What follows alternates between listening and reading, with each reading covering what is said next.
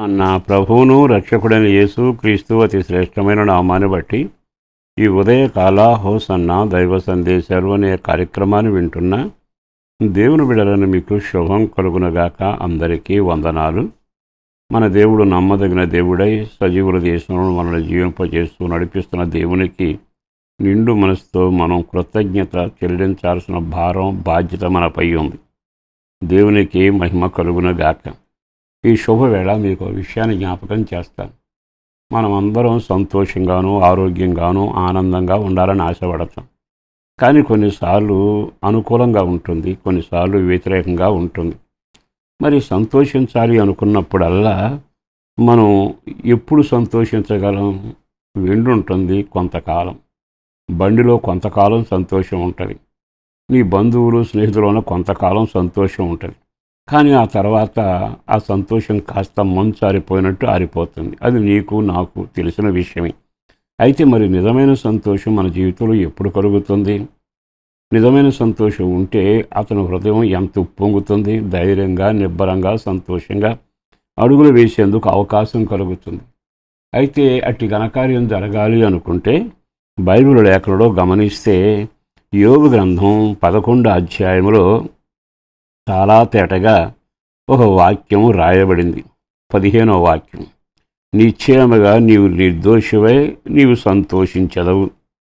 నిశ్చయముగా నిర్దోషివై నీవు సంతోషించదు అంటే సంతోషం దేనిలో కలుగుతుందో రాశాడు.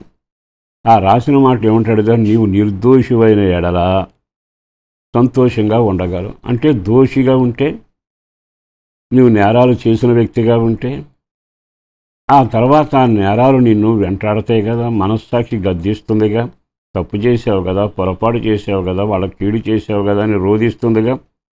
అంటే నీవు దోషిగా ఉన్నంత కాలం నీకు సంతోషం కలదు. ఉంటుంది, స్థితులుంటాయి, పరిస్థితులుంటాయి, ఆహారం ఉంటుంది, కానీ సంతోషం ఉండదు. నిజమైన సంతోషం నీ జీవితంలో అనుభవించాలి అంటే నిర్దోషిగా బ్రతకగలగాలి. ఇంకొక మాట జ్ఞాపకం చేస్తాను.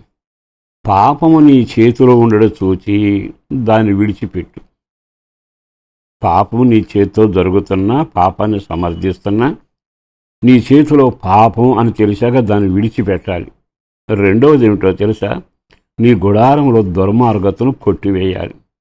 గుడారంలోనేమో దుర్మార్గత, చేతిలోనేమో పాపం. ఇక నీవు నిర్దోషిగా ఎలా ఉండగలవు? గుడారంలోకి వెళితేనేమో దోషం, భయంకర దుర్మార్గత, అక్కడికి వెళితే చేతిలో పాపం. అందుకే బైబిల్ ఉంటుంది, గుడారములోని దుర్మార్గత నీవు కొట్టి వేసిన ఎడల నిశ్చయముగా నిర్దోషివై నీవు సంతోషించదు. అంటే నీకు సంతోషం ఎప్పుడు కలుగుతుందంటే 2 కార్యాల వల్ల. ఒకటి, గుడారం బాగుపడాలి, నీ చేతులు పరిశుద్ధపరచబడాలి. చేతులు పరిశుద్ధపరచబడకుండా గుడారం శాపం నిర్మూలం కాకుండా ఉన్నంత కాలం నీ జీవితంలో తృప్తి పడతావు, సంబరపెడతావు, కళ్ళు మూసుకుని సంతోషిస్తావు. కానీ మోగవేదన వెంటాడుతుంది, జీవితంలో నెమ్మది సమాధానం ఉండదు. ఎందుకో పరిశుద్ధాత్మదేవుడు బహుతేటగా మాట్లాడుతున్న ఈ వేళ ఈ మాటలు వింటున్న ప్రియ దేవుని బిడ్డలారా, నాకు కాబట్టిన వారిగా బ్రతిమలాడుతున్నాను. నిజమైన సంతోషం నిర్దోషి జీవితంలోనే ఉంటుంది. కనుక దోషం లేని జీవితం జీవించినట్లుగా మాటల ద్వారా కానీ, ఆలోచనల ద్వారా కానీ, నడవడి ద్వారా కానీ మీరు ఏ ప్రక్రియ చేసినా అది ఉన్న పట్న ప్రభు దగ్గరకు వెళ్ళి వాటిని ఒప్పుకొని, అయ్యా నేను చేసింది ఇది అంటూ దేవునితో సమాధాన పడితే దేవుడు నీ దోషాలను క్షమిస్తాడు, కడుగుతాడు, పవిత్రపరుస్తాడు. అన్నిటికంటే నీకు సంతోషం కలగడానికి నీవు ఎవరి పట్ల ఎలా ప్రవర్తించావో గమనించి అక్కడికి వెళ్ళి వాళ్ళతో సమాధానపడి, నేను విరోధంగా ప్రవర్తించాను అంటే నీ మనసు ఎంత నిబ్బరంగా ఉంటుంది. వాడు సంతోషంతో జరిగిన దాన్ని క్షమించుకుని సరిచేసుకున్నప్పుడు ఆ సంతోషం ఎంత అంత అని చెప్పలేముగా. మరి వెండిలోనూ బంగారంలోనూ డబ్బులో సంతోషం వెతికి జీవితంలో కంగారు పడుతున్నావుగా. ఈరోజు ఈ మాటలు విన్నాకైనా ఒక్క క్షణం మనుషులతోనూ అటు దేవునితోనూ నీ చేతులు పవిత్రంగా, నీ గుడారం నిర్మలంగా ఉంటే తప్పనిసరిగా నిర్దోషి అవుతావు. నిర్దోషి నిత్యము సంతోషిస్తాడు. ఆ సంతోషం మీకు ఈ రోజు నుంచే కలుగునుగాక. పరిశుద్ధుడును ప్రేమాముడిన ప్రభు వందనాలయ, బిడను దీవించి ఆశీర్వదించండి, రెక్కల నీడలో భద్రపరచండి. మా పిల్లలంతా నిర్దోషులుగాను సంతోషంగా ఉండే కార్యం చేయండి.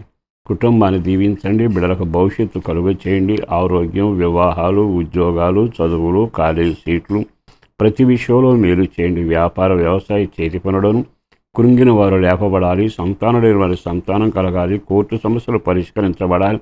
దీర్ఘకాల రోగులకు స్వస్థత కలగాలి. విడిన కుటుంబాలు ఐక్యపరచబడి ప్రార్థన, పరిచర్య, కృపలో వర్ధిల్లే కార్యం చేయమని యేసయ్య శక్తి కలిగిన నామాన్న ప్రార్థించి విన్నవించి వేడుచున్నాము తండ్రి. ఆమేన్.